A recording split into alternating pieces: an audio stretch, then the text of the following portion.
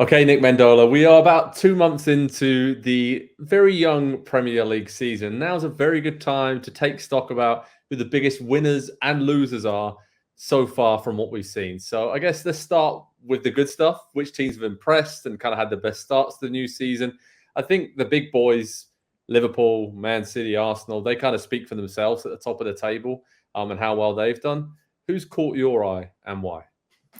It's strange to say this because in so many years, it would be like, well, why are you mentioning them? They're always good. But Chelsea lost the first game of their season to Manchester City. I think that's fairly understandable with a new coach and as many changes as they have made. And what did they need after cutting ties with Mauricio Pochettino? They needed to do well for their ownership, for their players, for the project. And they've been fun to watch. Scored 6 goals in one game, 4 goals in another. There is reason to hope that the defense is coming together. Some younger players there, done it all without Reece James, and have gotten Jadon Sancho, who looks, I don't want to say back to his best, but looks like the player that you would have bought from Borussia Dortmund. So yeah, Chelsea for me, it'll be interesting to see, Joe, how long can they do this? Because in theory, they should get better defensively, but is this the normal for them in attack? Yeah, no, you're right. I think the only issue I have is at the back, but they're kind of figuring it out. They are playing in a way where they're not giving up huge chances. They've kind of improved on that throughout the season so far.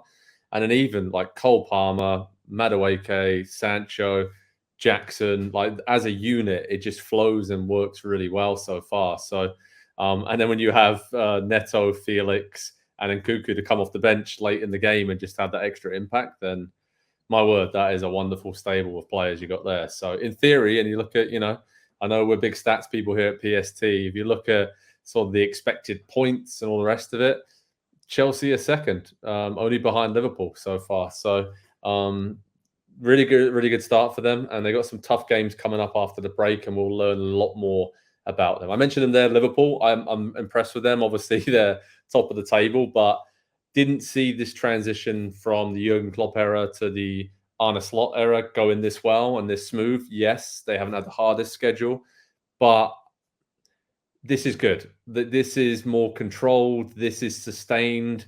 And I think that we are going to see them last even longer into the season in terms of a title push than we did last season. That was an unexpected title push in Klopp's final season in charge, but they did run out of steam, as they did quite often under Klopp, given the way they played, and we loved it. But this isn't as exciting, right? How many times have you and I sat there watching a Liverpool game, but it's a little bit boring, but they're getting it done. They have the players when they want to click into that top gear in the final third. They can still do that, but it's more pragmatic. It's just smarter, it seems, in terms of the way they're using their defenders and the age of Van Dijk and Robertson. And we know Alexander-Arnold loves to attack, but, defending isn't his forte. So maybe give him a bit extra cover. And I think, it's really good, I think, for Liverpool fans to see that they can get results with this different style of play early on. And again, like Chelsea, we're about to start seeing with some big games coming up. Can they sustain it with Champions League and throughout the winter months? It's going to be fun to see if Liverpool can do that. Any other non-big boys that we've been impressed with so far? Because I think, Forest and Fulham, you wrote about it in a column over on PST with the big winners and losers so far, that those are the two teams that have really stood out and probably surprised us the most. Yeah, just two teams that you don't really want to play. You don't want to see them on your schedule. Yeah. Forest, Nuno's teams are usually horrible to play against. And what's nice for him right now, and we've mentioned them on the show before, is he's got a rotating cast of attackers. He can play the hot hand. He can play them for 60, 65 minutes and know that somebody fresh is coming off the bench. And as much as maybe they don't have, if you ranked all the wingers in the league, maybe they don't have, 2 top 20 wingers, but maybe they have 3 guys 20 to 35. So whether it's Elanga coming off the bench or Hudson-Odoi coming off the bench, both of those players really, the potential we heard about so often when they were at Chelsea and Manchester United coming out to show. And then Fulham, right? Like, we were very concerned for João Palhinha leaving for Bayern Munich. And they've kind of assembled an answer without really bringing in someone of his ilk. And part of that is because they've been able to attack so well. And I wrote this, and I was so happy as an American, as a USMNT fan. I wrote that Anthony Robinson might be the best left back in the Premier League. And then I took a deep breath and I thought, yeah, I don't know that that's an exaggeration. Who is definitely better than him right now? Like, definitely. So 2 good teams having good starts, and it hasn't been flashy. So there's reason to believe it's sustainable. Yeah, and the big thing for Fulham is that they have a striker scoring goals. Raul Jimenez is in really good form, and the way they're set up to play of all those great attacking midfielders, Smith Rowe coming in, Iwobi, obviously Andreas Pereira. Traore's had a really good start to the season. You need a focal point there to help that come together and get you further up the pitch. And yeah, it's great to see Jimenez back scoring goals because it's been a long, long time since he's been in this kind of form. So yeah, with Fulham, obviously positive. When we look at the negatives, Nick, which teams have underwhelmed us or surprised us with how much they struggled so far? I think we have a few teams that could take this award. Yeah, so there are 2 Uniteds here, Manchester and Newcastle, and we can talk about Manchester. I think the biggest problem with Manchester United, let's start there because I don't want to talk about Newcastle. But the biggest problem with Manchester United is honestly, they've been kind of solid. They don't allow goals. They don't score goals, but they're scoring goals below expected. But the issue is just that they're Manchester United and they're doing this, right? Like, they're having arguably a similar season to Fulham. But that's not what we've come to expect. And Andy Edwards, who isn't here, hope he's enjoying his vacation, but he often mentions that maybe this is the new normal for them. And I don't think that's the case. There's still an aura there, and there's so much money right now. And again, yes, they are solid at the back right now, but so blah. And that makes them a loser to me. You can't be Manchester United and be blah. Yeah, I mean, they are the second lowest goal scorers in the Premier League so far this season, and the 4 clean sheets is kind of misleading because in the other games they've really, really struggled, and they're kind of, again, we said this all last season. We don't know what they are under Erik ten Hag, and they've added all these, Mazraoui, De Ligt, Ugarte this summer, Xerxes. On paper, really good signings. We thought, okay, this is it. They kind of had a wobble last season, but they're, in Europe because they won the FA Cup. They've got potential here to kind of just make that last season a bit of a blip. But I haven't seen anything to kick on. And Erik ten Hag's under real pressure, of course. But it looks like he's got the old dreaded vote of confidence over this international break. So we'll see how long that lasts. But I don't actually know. I don't know if they really want to move him on, right, with the finances and everything else concerned. I don't know that I'd want to either. And I think he gets to the next international break unless something crazy happens. And there's good reason for that. I think he deserves a month with Ugarte.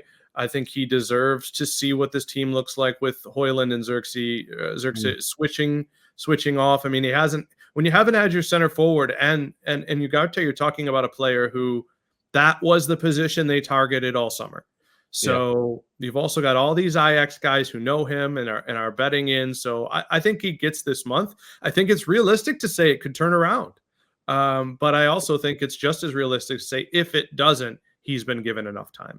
Yeah, it's real 50-50 at the moment. Of course, their worst start in history in the Premier League. So as bad as they've been in recent years, to have that stat on you for this season just underlines what a tough start it has been for Man United. You mentioned Newcastle, your team.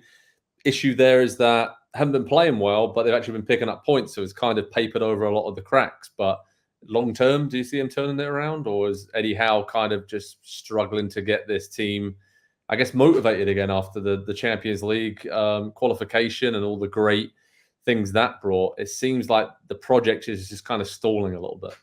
Yeah, papered over the cracks with like wet paper or paper mache. Like it just feels like it could fall apart at any time. And I think now we're getting to the point. They've been a decent second half team because I think he's finding out that he has to go with I don't want to say the best players, but guys who aren't his favorite. And I think he's safe for sure until he's got a month straight of Isak and playing with Gordon and a month straight of Sven Botman, who has been out for a long time. And look, Bruno Guimaraes carried them last year by playing above his strengths, and right now he's a little bit below it, but they've been bad. That's what I want to point out. It's not that, they're they're punching above their weight. They're not. The schedule.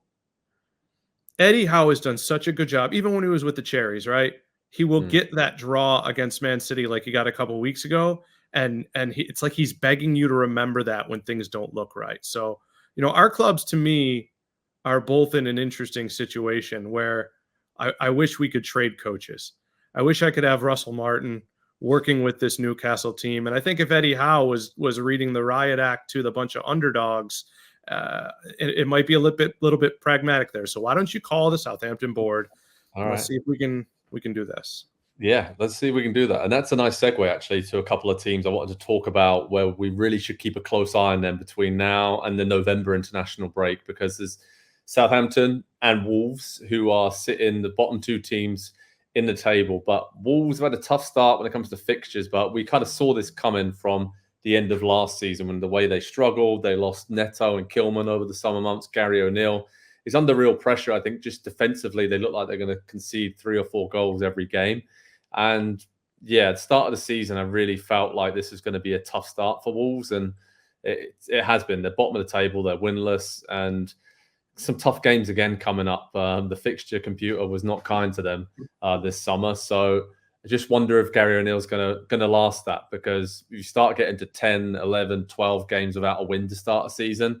That's when we see owners starting to make a move, and there's a lot of unrest there. And on Southampton, I think Russell Martin is a really good manager, great philosophy. I think he lost his way a little bit in his first season in the Premier League, just trying to chop and change. And they have such a bloated squad, Southampton, where they thought they could offload a lot of players this summer. Hasn't worked out. A lot of good young talent.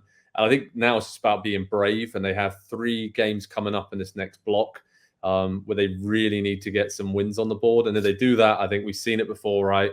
Even with Bournemouth last season under Iraola, where they gain some confidence, start moving up the table. But it's so hard for the newly promoted teams. And the bottom 5 or 6 teams in the table right now, Nick, look set to be there all season and be in a real relegation scrap. So head over to Pro Soccer Talk on NBCSports.com for all the latest on the big winners and losers from the season so far. Nick's written a wonderful column on that. Go check it out, and let's see what the next few months bring in the crazy Premier League season. Hi there, I'm Rebecca Lowe, studio host of NBC's coverage of the Premier League. Don't forget to hit subscribe to watch more videos all season long. And if you want even more Premier League content, from original series to live matches, head over to Peacock.